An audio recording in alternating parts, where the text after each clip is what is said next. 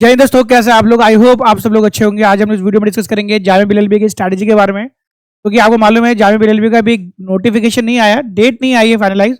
But अगर हम लोग एज्यूम करते हैं कि 16 मई या 17 मई को एग्जाम होता है, क्योंकि लास्ट ईयर जो एग्जाम हुआ था वो 25 मई को हुआ था, तो अभी भी आप देखेंगे तो 100 डेज का टाइम अभी हमारे पास बचा हुआ है। अब ये क्वेश्चन आता है कि 100 डेज में क्या आपका सिलेक्शन हो सकता है, तो वो डिपेंड करेगा कि आपकी प्रिपरेशन है या नहीं है। अगर आपकी प्रिपरेशन है तो yes 3 month is enough, but अगर आपने पहले से प्रिपरेशन नहीं किया तब फिर आपको मेहनत करने की जरूरत है। तो आइए हम इस वीडियो में स्ट्रैटेजी की बात करते हैं, और वो क्या स्ट्रैटेजी होगी अगर हम लोग जामिया बीएलएलबी के एग्जाम को हम लोग फोकस कर रहे हैं। तो आइए सबसे पहले हम लोग बात करते हैं 100 के बारे में। तो सबसे पहले हम लोग बात करें, जो एग्जाम होता है जामिया का उसके अंदर 150 मार्क्स आते हैं, और इस बार हम लोग बात करें 2025 में जो कट ऑफ गया था वो 99 गया था। जनरल कट ऑफ की हम लोग बात करें तो बात आती है कि जनरल कट ऑफ कितना गया था, तो जनरल कट ऑफ की बात करें तो 99 गया था, ठीक है। और बाकी कट ऑफ की बात करें तो ऑब्वियस सी बात है कम है ना जाएगा, अलग अलग कैटेगरी में तो मार्क्स जो है कम में ही बच्चों का सिलेक्शन हो जाएगा। मुस्लिम कैटेगरी में कम गया था, ओबीसी कैटेगरी में, सेल्फ फाइनेंस में, बट हम जनरल कैटेगरी की बात करें तो ये 99 गया था। तो यानी अगर आपको इस साल एडमिशन लेना है तो आप लोग को अपना टारगेट 99 से अबव बनाना चाहिए, राइट। ओके, तो हम लोग बात करते हैं 99 कितने में, 150 में। जामिया का जो पेपर आता है वो 150 मार्क्स का आता है, तो 150 में से 99 कैसे ला सकते हैं। तो इसके लिए आज हम लोग इस वीडियो में स्ट्रैटेजी डिस्कस करेंगे, किन किन एरिया पे हमें फोकस करना है। मतलब सिंपल सी बात है, हमें 100 प्लस स्कोर करना ही करना होगा। अब आप ये देखो, जनरल कैटेगरी 99 गया था, और जो जामिया के जो टॉपर्स हैं आप देख सकते हो यहाँ पे स्लाइड के अंदर, नेक्स्ट स्लाइड में आप देख सकते हो हमारे यहाँ से 2 टॉपर्स आए थे, Rifat Zahra all India rank 2 और जन्नत अली ऑल इंडिया रैंक 3। ध्यान दें आप लोग, ये ऑल इंडिया रैंकर्स हैं, कैटेगरी रैंकर्स नहीं है। तो बहुत सारे कोचिंग वाले आपको मिसलीड भी करेंगे। तो आइए थोड़ा सा देखते हैं इसके बारे में, इनके बारे में थोड़ा समझते हैं, इनके स्कोर क्या हुआ थे जब इन्होंने एग्जाम दिया था। अगर रिफत ज़हरा की बात करें तो ये जामिया में इनका स्कोर था 107, और जन्नत अली का था 106.775, ठीक है, ये स्कोर रहा था। सोचो, मतलब 99 तो आपका जनरल कट ऑफ था, और ऑल इंडिया रैंक का जो मार्क्स था वो 107 था। तो 107 मतलब अगर आप 110 लेकर के आ रहे हैं तो आप ऑल इंडिया रैंक मतलब टॉप 10 के अंदर आप आराम से आ जाओगे, अगर पेपर ज्यादा इजी नहीं हुआ तो। लास्ट ईयर जैसा हम देखेंगे मॉडरेट पेपर हुआ, मॉडरेट टू टफ पेपर हुआ, तो उस पार्ट में आप कह सकते हो अगर आप 100 प्लस लेकर के आ रहे हो तो आप ऑल इंडिया रैंकर्स, मतलब हो सकता है टॉप 10 के अंदर, ऑल इंडिया रैंक 1 to 10 के बीच में आप लोग आ जाएं। तो आपको प्रिपरेशन स्ट्रैटेजी को इसी तरीके से बनाना पड़ेगा। आइए हम लोग बताते हैं आपको किस तरीके से पढ़ना है, तो उसके बारे में हम लोग इस स्लाइड के थ्रू हम लोग जानेंगे। जैसे आपको हमने बताया भी, एग्जाम अगर हम लोग बात करें ओवरव्यू की बात करें तो जामिया में 150 मार्क्स का पेपर आता है, और ध्यान दें जो 150 मार्क्स का जो पेपर आता है अलग अलग सेगमेंट्स होते हैं उसके अंदर, राइट, है ना, ये आपको ध्यान देना है। 150 मल्टीपल चॉइस क्वेश्चन होते हैं, इसके अंदर 5 सेक्शंस होते हैं, और साथ में बेटा 120 मिनट्स का आपको टाइम मिलता है। इस टाइम के अंदर आपको आपका टारगेट होना चाहिए कि 100 मार्क्स से ऊपर आप लोग जो है प्लान करें, टारगेट रखें, तभी आप इसको अचीव कर पाएंगे।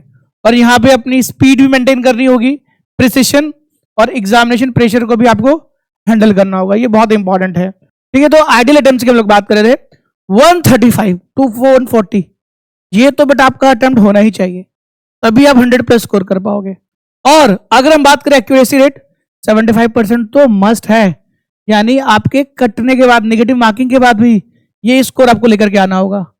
जन्नत अली और रिफत ज़हरा ने भी यही किया था, अटेम्प्ट ज्यादा थे, चीजें आपको बेटा करनी पड़ेंगी, आप नहीं करोगे तो फिर प्रॉब्लम में आ जाओगे। Time management is very important. अब बात आती है टाइम मैनेजमेंट कैसे करें। सबसे पहले आप कोशिश करें, जो मॉक्स वगैरह आप लोग दे रहे हो ना, क्योंकि टाइम मैनेजमेंट आप सीखोगे मॉक के थ्रू ही। फुल लेंथ मॉक टेस्ट आप लोग को देना चाहिए। अगर फुल लेंथ मॉक टेस्ट की हम लोग बात करें तो फुल लेंथ मॉक टेस्ट के अंदर आपको कोशिश करना है कि आप लोग ऑफलाइन मॉक्स दें, और साथ में आपको क्या करना है, आपको टाइम मैनेजमेंट सीखना है, यानी मॉक को आपको राउंड्स में करना है, ठीक है। राउंड्स में आप करोगे तभी आप लोग इसको क्या कर पाओगे, बताओ, टाइम को मैनेज कर पाओगे। तो ये चीजें थोड़ी सी आपको ध्यान रखनी है। आइए हम लोग नेक्स्ट देखते हैं, इसके अंदर नेक्स्ट स्ट्रेटेजी देखते हैं। तो हमने पूरे प्रिपरेशन को हमने 3 फेज के अंदर डिवाइड किया है। आइए थोड़ा समझते हैं, ये स्पेशली उन बच्चों के लिए मैं कहना चाह रहा हूं जिनकी प्रिपरेशन है या नहीं है, दोनों के लिए। तो क्या है बताओ, सबसे पहला बेटा जो पार्ट है वो है कंसोलिडेशन फेज। अब ये कंसोलिडेशन फेज क्या होता है ये आपको समझना है। कंसोलिडेशन फेज की हम लोग बात करें तो ये वो फेज होता है जहां पे आप अपने प्रिपरेशन को, अपने टॉपिक्स को कंसोलिडेट करें, इकट्ठा करें। समेटना जरूरी है। आपने क्या पढ़ा है देखो, 5 सेगमेंट्स में इसका एग्जाम होता है ना। 5 सेगमेंट्स क्या क्या होते हैं? लीगल एप्टीट्यूड, लीगल रीजनिंग होती है, जीएस होता है, करंट अफेयर्स होता है, इंग्लिश होता है और एलिमेंट्री मैथमेटिक्स, जिसके अंदर रीजनिंग एंड मैथमेटिक्स दोनों ही आता है। यानी टोटल वैसे तो 5 सेगमेंट में इन्होंने बताया है, बट देखेंगे तो total there will be the 6 segments, right. अब आपको क्या करना है ना, 1 महीने के अंदर अंदर आपको कंसोलिडेट करना है, मतलब उसको इकट्ठा करना है। यानी लीगल एप्टीट्यूड, लीगल रीजनिंग पूरा का पूरा आपको 1 महीने के अंदर थ्योरी वाला पार्ट कवर कर लेना चाहिए। जीएस के अंदर कुछ एरियाज हैं जैसे पॉलिटी हो गया, इन्वायरमेंट हो गया आपका, इन्वायरमेंट इकोलॉजी हो गया आपका, मतलब जीएस के कई सारे टॉपिक्स हैं। जैसे सबसे ज्यादा इंपॉर्टेंट जो है पॉलिटी है, हिस्ट्री है, ज्योग्राफी है, मिसलेनियस जीके है और साथ में इन्वायरमेंट एंड इकोलॉजी। ऐसे क्वेश्चन पे थोड़ा सा आपको कमांड कर लेना चाहिए। फिर आपका करंट अफेयर्स जिसे 30 क्वेश्चन बनता है, काफी इंपॉर्टेंट है, उस पर बेटा आपको मास्टर होना चाहिए, है ना भाई। करंट अफेयर्स तो आपका हर मंथ आपको करते चले जाना है, एवरी मंथ। और इंग्लिश का वोकैब वाला पार्ट सबसे ज्यादा इंपॉर्टेंट होता है, वो करते जाना है। रीजनिंग एंड मैथ्स भले ही 10 मार्क्स का आता है, बट आपको इसके ऊपर मास्टरी होनी जरूरी है। तो ये आप कर लो और साथ में आपको वीकली मॉक्स देना है ताकि पता चल सके कि आप लोग की प्रिपरेशन है कहाँ पर। तो वीकली मॉक टेस्ट बहुत इंपॉर्टेंट है। फिर उसके बाद क्या, प्रैक्टिस एंड एक्यूरेसी। 1 महीने के बाद आपको कंप्लीट प्रैक्टिस पे आ जाना है। जितना ज्यादा प्रैक्टिस करोगे ना उतना डेवलपमेंट आएगा। प्रैक्टिस करना है, रिवीजन करना है, रिवीजन करना है, सेक्शन वाइज प्रैक्टिस करेंगे, एरर्स निकालेंगे, आइडेंटिफाई करेंगे, मॉक को एनालिसिस करेंगे और साथ में स्पीड को इनहेंस करेंगे, एक्यूरेसी बिल्डिंग करेंगे। ये जो लास्ट 30 डेज के बाद का जो टाइम पीरियड है, अगर हम लोग बात करें, यानी 30 डेज से लेकर के 70 डेज, ये जो 1 महीना है इसके अंदर प्रैक्टिस एंड साथ में एक्यूरेसी और साथ में टाइम मैनेजमेंट, उस पर काम करना है। और फिर उसके हम बात करें लास्ट जो 1 मंथ है, उसमें हमें क्या करना है, ये 3rd फेज है जिसको हम लोग कहेंगे मॉक डोमिनेशन। यहाँ पे आपको ज्यादा से ज्यादा मॉक लगाने हैं, है ना, फुल लेंथ मॉक्स लगाना है, रिविजन ज्यादा करना है, अपने जो वीक एरियाज हैं उसको इंप्रूव करना है और फाइनल पॉलिशिंग करना है। तो ये स्ट्रेटेजी रहने वाला है लास्ट 100 डेज के अंदर। आइए तो हम लोग टारगेट ब्रेकअप की बात करते हैं, है ना। जो टॉपर्स हैं ऑब्वियस सी बात है, जैसे अभी आपको बताया, आपका टारगेट 100+ होना चाहिए। जैसे रिफत या फिर हम जन्नत अली की बात करें, 107 लेकर गए, 100+ मार्क्स आए, उसका एक सिंपल फॉर्मूला है, इसको आप टॉपर फॉर्मूला भी कह सकते हो, है ना। ऑल इंडिया रैंक 1 लेकर के आना है। ऑब्वियस सी बात है, आपका टारगेट क्या होना चाहिए, 100+ होना चाहिए। 100+ लेकर के आओगे तभी आप रैंक लेकर के आओगे, राइट। तैयारी तो बेटा कोई भी ले आता है, ठीक है ना। रैंक्स लाने के लिए तो आपको मेहनत करनी पड़ेगी, प्रैक्टिस करनी पड़ेगी, मॉक लगाना पड़ेगा, एक्यूरेसी डेवलप करनी पड़ेगी, टाइम मैनेजमेंट सीखना पड़ेगा, ये सारी चीजें आपको देखनी पड़ेंगी। आइए हम लोग थोड़ा देखते हैं। अगर जीके जीएस की बात करें, जीके जीएस में यहाँ पे पॉलिटी इंक्लूडेड है और इसका वेटेज आप देखोगे 60+ के आसपास है ना। पॉलिटी और जीके जी आप ले लो, स्टैटिक जीके को जोड़ दो तो 60+ क्वेश्चन जो है इस एरिया से आएगा। और लीगल एप्टीट्यूड, कोर लीगल की हम लोग बात करें, कॉन्ट्रैक्ट एक्ट हो गया, लीगल मैक्सिम हो गया, या फिर आपका टॉट हो गया, या फैमिली लॉ हो गया, उससे रिलेटेड 20+ क्वेश्चन देखने को मिलेगा। यानी यहाँ इस 2 एरिया से आपको 80 के आसपास क्वेश्चन देखने को मिलेगा। फिर करंट अफेयर से 30 क्वेश्चन, तो देख सकते हैं आप यहाँ पर लगभग 110 है ना क्वेश्चन, 110 क्वेश्चन इन 3 एरिया से। तो सोचो ये कितना इंपॉर्टेंट है। ये तो वो एरिया है जहां से आप लोग अपना कमांड कर सकते हो। हाँ मैं ये कह सकता हूँ इंग्लिश में कमांड करना मुश्किल है, जो पढ़ लिया जरूरी नहीं कि वो 100% हो ही जाएगा, बट हाँ कमांड किस पे कर सकते हो, आप लीगल पे कर सकते हो, करंट अफेयर्स पे कर सकते हो, जीके जीएस पे कर सकते हो, करते चले जाओ। और फिर लास्ट में है एप्टीट्यूड रीजनिंग, इससे रिलेटेड बेटा 10 क्वेश्चन आते हैं, इस पर भी आप कमांड कर सकते हो। यानी कमांड की बात करें, 120 मार्क्स का पेपर ऐसा है, 120 मार्क्स का जो पार्ट है बेसिकली उस पर आप लोग कमांड कर सकते हैं, ठीक है। बाकी जो 30 मार्क्स की इंग्लिश है उसको तो आप डेली बेसिस पे, क्योंकि जितना ज्यादा आप वो कैप पढ़ोगे उतना ज्यादा आपके अंदर जो है इंप्रूवमेंट आता रहेगा। इंग्लिश में तो बेटा थोड़ा टाइम लगता ही है, बट यहाँ पे ध्यान देना, सबसे ज्यादा टाइम आपको देना चाहिए GK GS, current affairs and the legal part, which is very important. ये ध्यान देना आप, जो भी आप लोग टाइम निकाले इस पर काम करें। और देखो इससे एक्सपेक्टेड स्कोर भी आपको इतना आना चाहिए, 60 मार्क्स का वेटेज है जीके जीएस का, उसमें 48 से 52 मार्क्स आपके आने चाहिए। लीगल में 17 to 19, ऐसी तैयारी होनी चाहिए कि हर मॉक में इतने मार्क्स आ रहे हो आपके, राइट। और करंट अफेयर्स में भी आपका 30 में से 20+ 20 to 25 के रेंज में आना चाहिए।